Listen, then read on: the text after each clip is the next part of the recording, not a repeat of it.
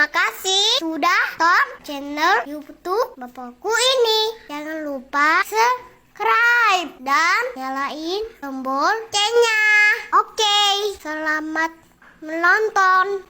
Assalamualaikum warahmatullahi wabarakatuh. Perkenalkan, nama saya Muhammad Ini. Saya mahasiswa dari Kemenkes Poltekkes Ternate, jurusan Diploma 3 Sanitasi. Di sini saya akan menjelaskan sedikit tentang sejarah, kedudukan, dan fungsi bahasa Indonesia. Langsung saja, di sini saya akan menjelaskan yang pertama, yaitu sejarah bahasa Indonesia. Bahasa Indonesia memiliki akar dalam bahasa Melayu yang digunakan sebagai bahasa resmi Kerajaan Sriwijaya pada abad ke-7.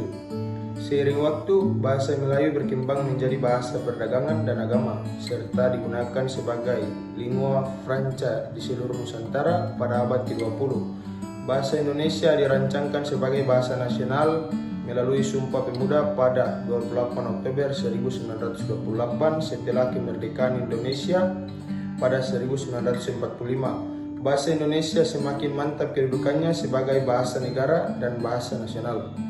Yang kedua adalah kedudukan bahasa Indonesia. Bahasa Indonesia berkedudukan sebagai yang pertama, bahasa nasional, sebagai lambang kebanggaan nasional, identitas nasional, alat pemersatu berbagai suku bangsa, dan alat perhubungan antar daerah dan antar budaya. Yang kedua, bahasa negara, sebagai bahasa resmi kenegaraan, bahasa pengantar dalam dunia pendidikan, alat perhubungan di tingkat nasional untuk kepentingan pembangunan dan pemerintahan, serta alat pengembangan kebudayaan, ilmu pengetahuan, dan teknologi.